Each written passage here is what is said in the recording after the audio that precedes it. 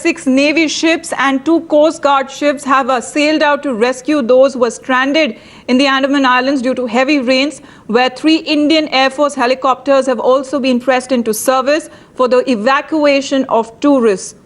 Shavan Sen is joining me on the phone line with more details. Shavan, there were more than 800 tourists that were expected to be stranded at the Andaman Islands. What's going on? What is the status of the rescue operations?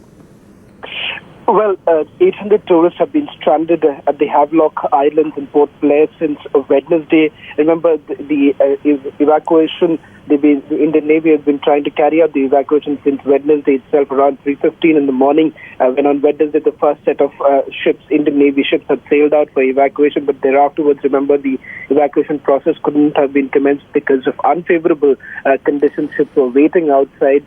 But clearly the evacuation process was getting difficult. We're given to understand that the weather conditions still remain hostile at this point in time, and that is the reason why since Wednesday Indian Navy hasn't been able to carry out this entire process.